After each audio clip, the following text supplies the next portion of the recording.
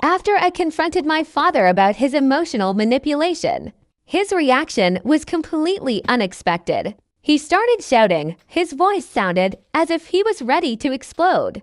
I felt the tension rising inside me, and despite being confident in my words, his aggression made me doubt myself.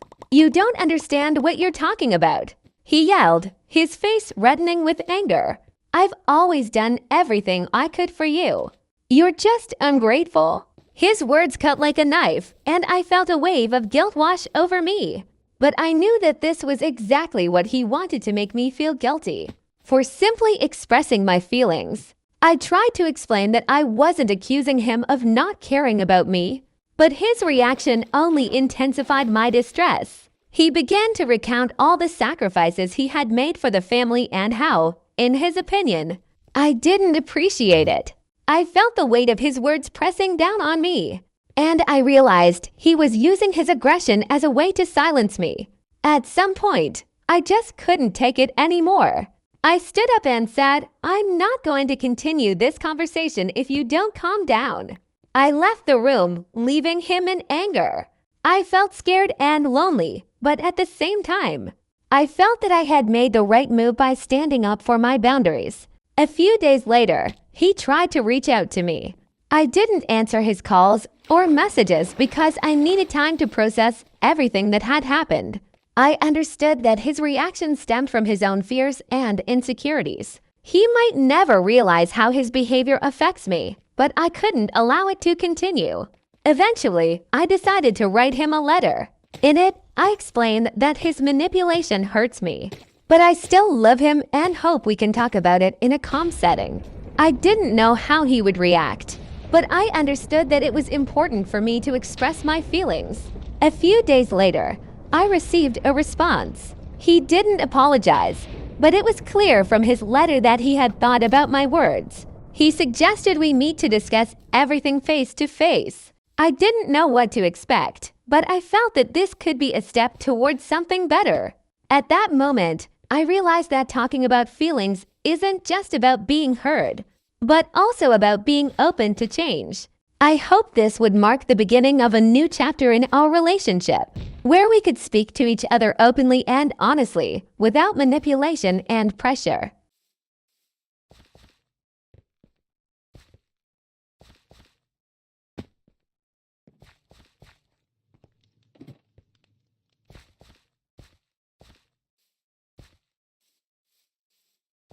I thought a lot about how our meeting would go. When the day arrived, I felt a mix of emotions, excitement, and fear. I didn't know how he would react to my words and how he would behave this time. I chose a neutral place, a small cafe where we could talk calmly. When I walked in, he was already sitting at a table, his expression serious, but not aggressive. I sat down across from him, and there was a tense silence between us. We both understood that this would be an important conversation. "Thank you for coming," he said. And I noticed that his voice sounded softer than it had that day when I expressed my feelings. "I thought about what you wrote. It wasn't easy for me to accept." I nodded, feeling a sense of hope rising within me. "I thought a lot too. I didn't want to hurt you, I just wanted to be honest about how I feel." He sighed and seemed to gather his thoughts. "I understand that sometimes I can be too pushy. I just want you to be successful and happy. But maybe I'm not doing it in the best way." I felt the tension between us starting to ease. "I appreciate that, but sometimes I feel like you want to control my decisions. It makes me feel insecure and overwhelmed." He looked at me, and I saw sincerity in his eyes. "I didn't want you to feel overwhelmed. I just worry that you'll make mistakes that could hurt you. I care about you." We continued to talk, and I noticed that he began to open up.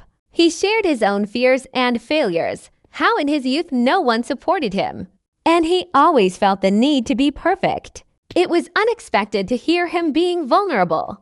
"I understand that sometimes I use control to cope with that fear," he admitted, "but I don't want that to affect our relationship. I want you to know that I believe in you." These words were important to me. We started discussing how we could work on our relationship. I suggested that we should set some boundaries so I could make my own decisions, while he could support me without interfering. By the end of our conversation, I felt that a new understanding had developed between us. This didn't mean all our problems had disappeared, but we had taken an important step forward.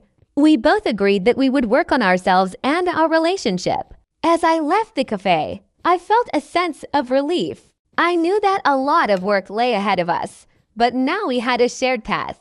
I hoped that this conversation would mark the beginning of a new chapter in our relationship, one where there would be room for honesty, understanding, and support.